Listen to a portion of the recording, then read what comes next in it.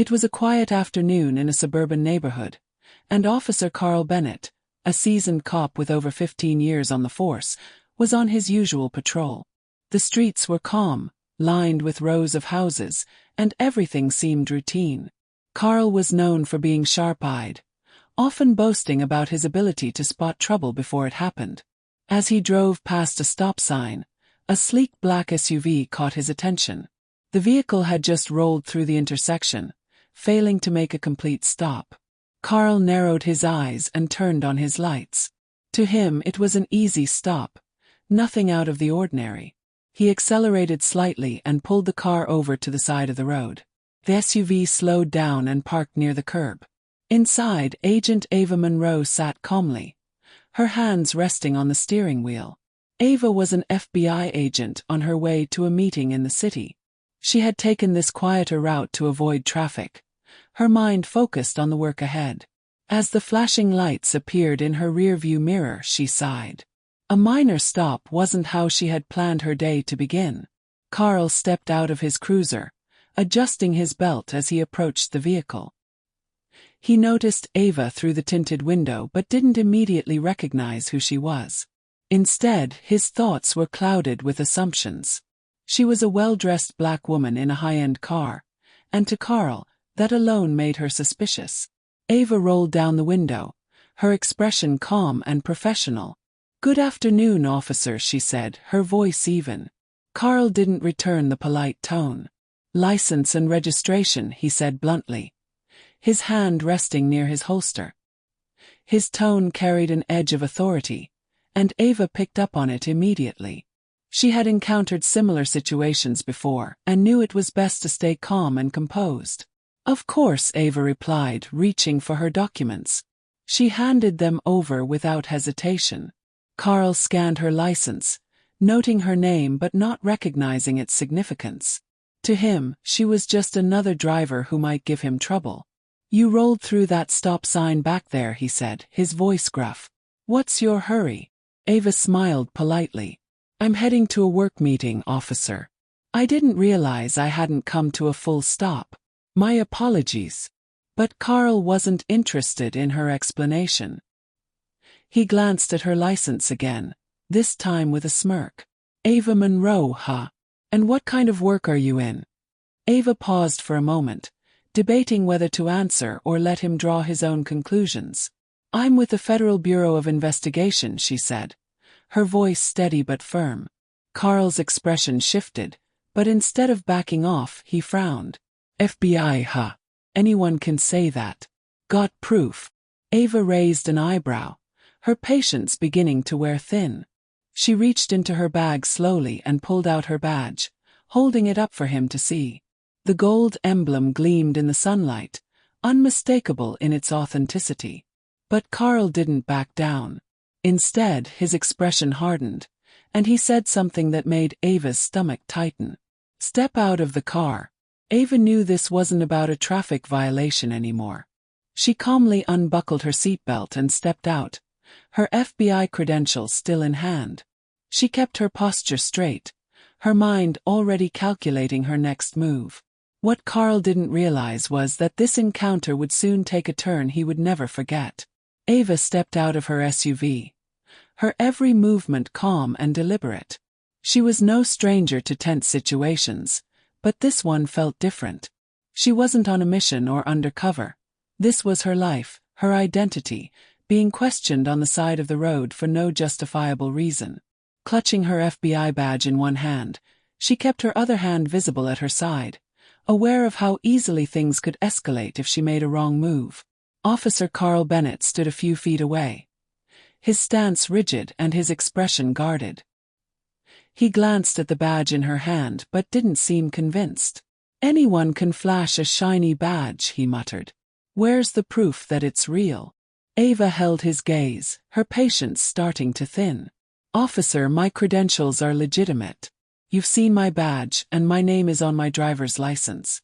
If you have any doubts, you're welcome to contact the FBI to verify." But Carl wasn't interested in making a call. His pride and preconceived notions had taken over, clouding his judgment. To him this was about control. He wasn't going to let a driver, especially one like Ava, dictate how the stop would proceed. "I'll decide what I believe," he said firmly. "Turn around and place your hands on the car." Ava blinked, surprised by the command. She stayed still for a moment, weighing her options. As an FBI agent, she knew her rights. And this wasn't the first time she'd encountered someone in a position of power who overstepped their authority. But she also knew that escalating the situation could make things worse. "Officer, I need you to explain why you're asking me to do this," she said calmly, her voice steady. "I've complied with every request so far. I don't see a reason for this." Carl stepped closer, his hand resting near his holster. "Don't argue with me. Just do as I say." The tension was thick in the air, and Ava could feel the stares of a few bystanders who had stopped to watch the scene unfold. She took a deep breath, deciding to comply for now, knowing she had the tools and authority to address this later. She turned and placed her hands on the hood of her SUV. Her face calm but her mind racing. Carl pulled out a pair of handcuffs, his movements deliberate, as if to make a point. "Let's see how real that badge is once we're at the station," he said, a smug tone in his voice. Ava didn't respond, but her silence wasn't compliance. It was calculation. She knew she had to let this play out, but she was already formulating her next steps. Carl didn't realize it, but every move he made was digging himself into a deeper hole. As he placed the cuffs on her wrists, Ava thought about what this moment represented. Not just for her but for the countless others who had been judged. Unfairly, she knew she couldn't let this end here. What Carl didn't understand was that the woman he was trying to humiliate had the power to change his life in ways he couldn't imagine. This wasn't the end of the story. It was just the beginning. The clink of handcuffs echoed in the quiet suburban street as Officer Carl Bennett secured them around Ava's wrists. A small crowd had started to gather at a distance, curious about the commotion. Ava remained calm, her expression steady, even as her mind raced with frustration and disbelief. She had dealt with difficult situations in her line of work, but this was different. This was personal. Carl, on the other hand, seemed to grow more confident with every passing second. To him, this was just another routine stop gone right. In his mind, a driver needed to be taught a lesson about following the law. He didn't stop to think about why someone like Ava, who had presented herself so calmly and professionally, might be telling the truth. "Let's go," Carl said, guiding her toward his cruiser. He didn't notice the growing number of people watching from their porches and sidewalks, nor did he seem to care. He was too focused on maintaining control of the situation, even if it meant ignoring the questions forming in his own mind. The badge she had shown looked real, and her demeanor was unlike anyone he'd ever arrested. But instead of pausing to think, he doubled down. As Ava sat in the back seat of the cruiser, she stayed silent, observing every detail. She had learned long ago that staying calm and collected was the best way to handle situations like this. Still, she couldn't help but feel the weight of the moment. Her position as an FBI agent gave her a certain level of authority, but in this moment, it didn't seem to matter. Carl hadn't listened, and his assumptions had led them both to this point. Back at the station, Carl led Ava inside, his confidence still intact. A few officers glanced up as they entered, their eyes widening slightly when they saw the woman in cuffs. Ava's poise and professional attire didn't fit the typical image of someone being brought in. Whispers started almost immediately. "Who's that?" one officer murmured to another. "No idea," came the reply. "But she doesn't look like she belongs here." Carl ignored the murmurs, guiding Ava to a desk where he began filling out paperwork. "You're going to regret pretending to be someone you're not," he said without looking at her. Ava finally broke her silence, her voice calm but with a quiet strength behind it. "Officer, I hope you're prepared to explain this when the truth comes out," she said. Carl smirked. "Oh, the truth will come out. Trust me." Just then, another officer walked over, glancing at Ava's badge, which Carl had placed on the desk. His eyes widened as he picked it up. "Carl, you might want to take another look at this," he said, his tone serious. "What?" Carl said, frowning as he turned toward his colleague.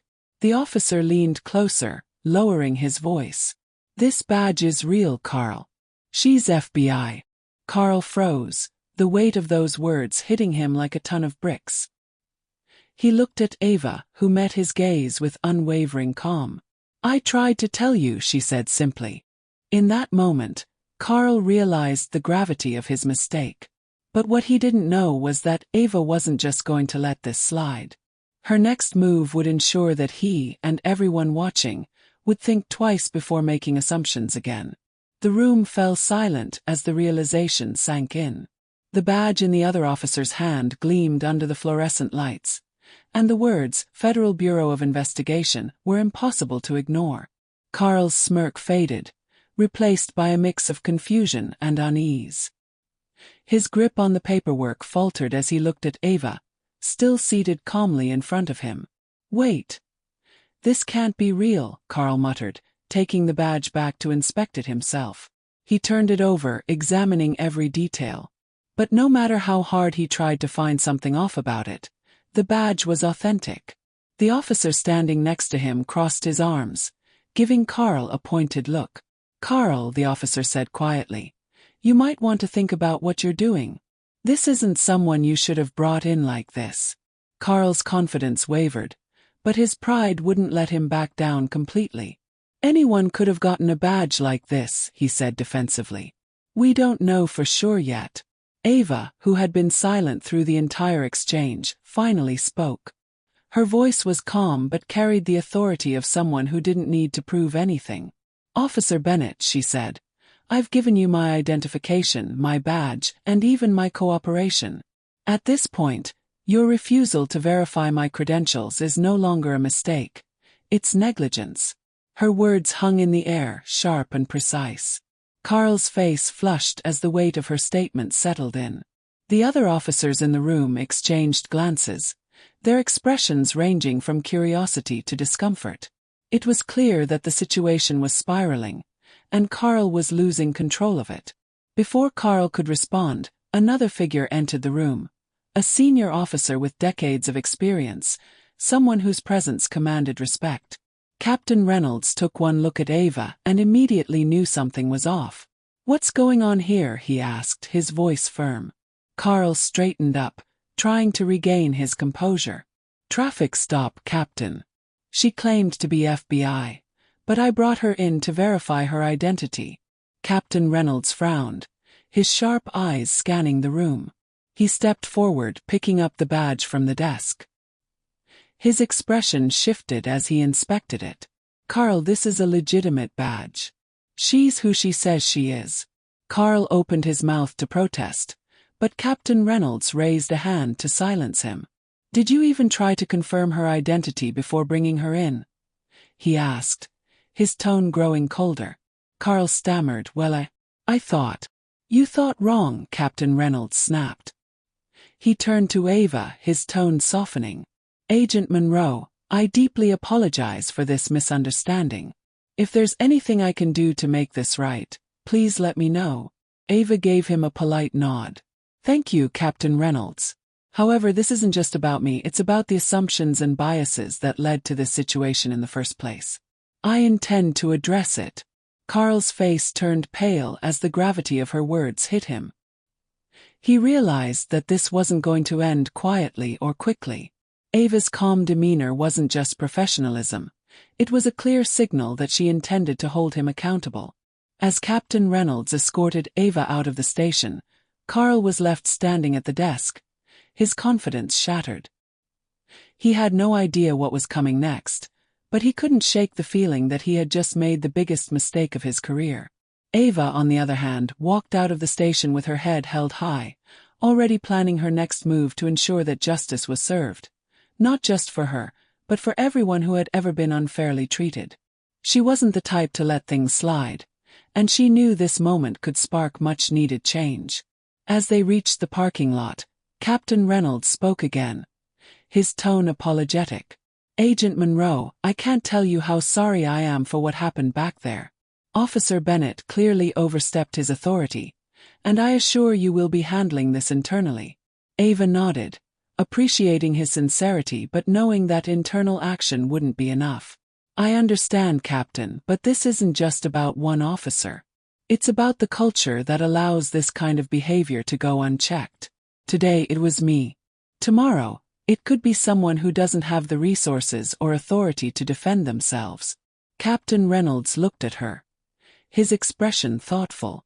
"You're absolutely right. What do you have in mind?" Ava took a deep breath, organizing her thoughts.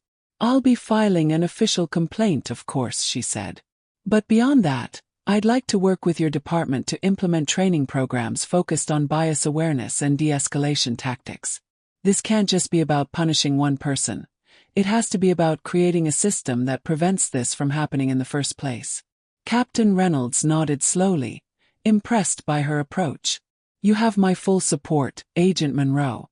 I'll make sure the department cooperates fully."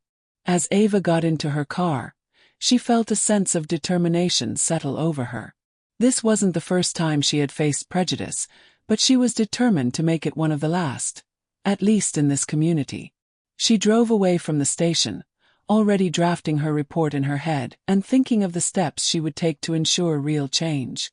Meanwhile, back inside the station, Officer Carl Bennett sat at his desk, his confidence completely shattered. The other officers in the room avoided looking at him, and the silence was deafening. He replayed the events in his mind, realizing how badly he had handled the situation. His assumptions, his refusal to listen, and his stubbornness had all led to this moment. And now he would have to face the consequences.